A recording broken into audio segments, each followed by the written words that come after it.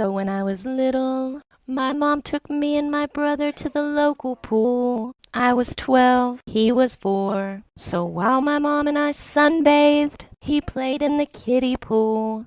When all of a sudden he comes up to us and says, "Mommy, I gotta go pee-pee." And instead of taking him to the bathroom, my mom said, "Go pee-pee in the pool." Shame on you, Carolyn. We continued to lay out in the sun until all of a sudden we hear everyone scream. Oh my God, some kid's peeing in the kiddie pool. Torian didn't understand, and he went over to the kiddie pool, pulled down his pants, and pee-peed like he was peeing in the toilet.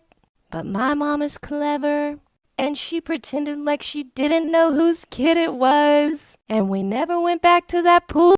Sister and I have always been mistaken as twins. I'm 19 and she's 16, but we have the same height, skin tone, and similar voice. She also has a habit of being a copycat, from the way I dress to hobbies, even piercings. I know it's cute if you look at it from the outside, but sometimes it gets annoying.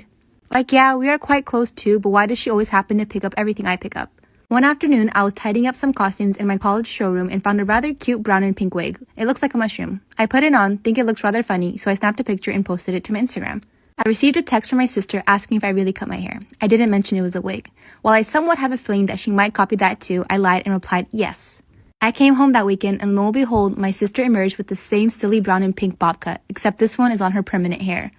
She was surprised that I arrived with my hair still long, then realized that I lied to her. She was furious that she had to cut that silly hairstyle because she thought I had it.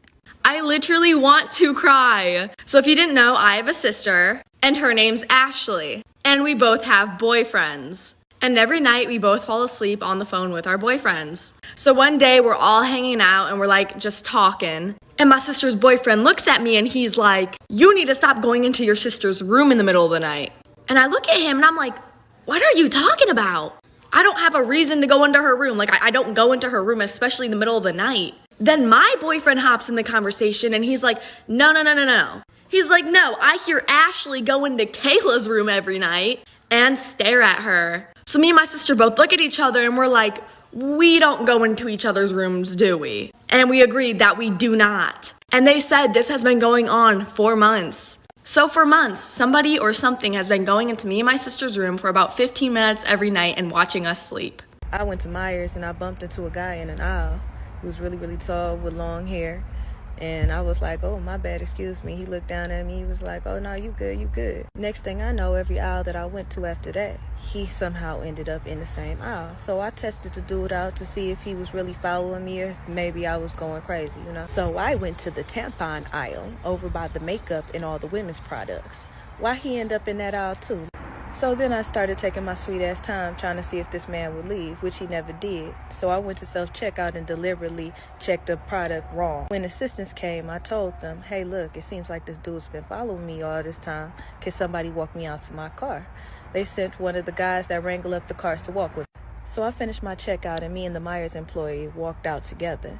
And he and I both noticed this man following me to the car. Man walked 4 lanes over to his car, got in there and waited for me to finish packing up my car. Mind you, I had 2 children with me, a 3-year-old and a 2-year-old. At that point, the Myers employee told me he was about to go get security. I hopped in my car because I didn't feel safe anymore. I was by myself and I started to drive off. The man followed me out onto 12 Mile and at that point I called the police. The police told me to drive straight to the police station, which I did. 2 miles down the road, this guy was still behind me, and I kind of think he figured out what was going on, so he turned off on the side street. I have not seen him since that day. When I was little, I found my mom's credit card. And, being a 6-year-old, I saw my mom putting the credit card on her phone, and I knew how she did it. So, I decided that I was going to put it on my phone. So I put it on my phone and I was downloading Roblox because I thought, hey, I can play with my friends here.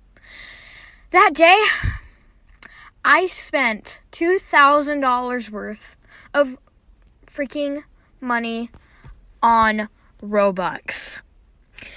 Let's just say a lot of my friends thought I was really cool and rich.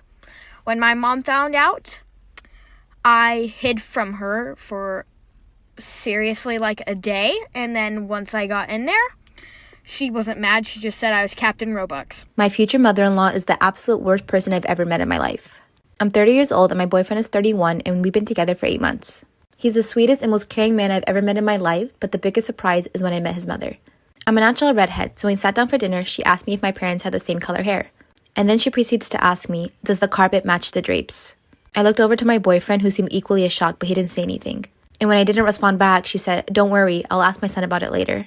She then went on to attack my appearance and said my hair was too curly and I really needed to learn how to run a brush through my hair and think about my appearance more when I'm out with her son. And when I lost my appetite, she told me it was a good thing that I'm watching what I eat because it would be a shame if I got any bigger. This was my first meeting with this woman, and as soon as I got into my car, I burst into tears until I got home. I told my boyfriend I needed some time. He went into apology overload, and this started by sending me flowers to my office every day and leaving me messages. He said he spoke with his mom and promised this would never happen again. With this reassurance, I decided to give it another chance. Girls, tell me about a time where your quick thinking probably saved your life. I'll go first. 2 years ago, I was walking my dog at the park, and a man approached me and asked to take a picture of her. And I said yes, because why not? It's a picture of a dog. So he starts taking a picture of my dog, and then I realized that he was like holding up her collar, and then it hit me. My address is on that collar. He's not taking a picture of my dog, he's taking a picture of my address. So I told him that I actually didn't feel comfortable with him having a picture of my dog, and I asked him to delete it. So he deletes it and then like starts walking away really fast. And I was like, excuse me, sir, no, could you also go into your deleted album and delete it from there? And he goes, I don't have a deleted album. And I was like, you have an iPhone. Everybody has a deleted album. Could you please delete the picture? And he was like, sorry, I don't have a deleted album. And like keeps walking away. And keep in mind, this is like 2 PM in a park. Like there's other people around. So now I'm like chasing after him and I'm telling him, sir, I know you have the album. I will show you where the album is. Can you please go onto your phone so that we can delete the picture? Part 2. So I'm still chasing after him and people at the park are like starting to look at us now because I'm chasing after him and I'm telling him to stop walking.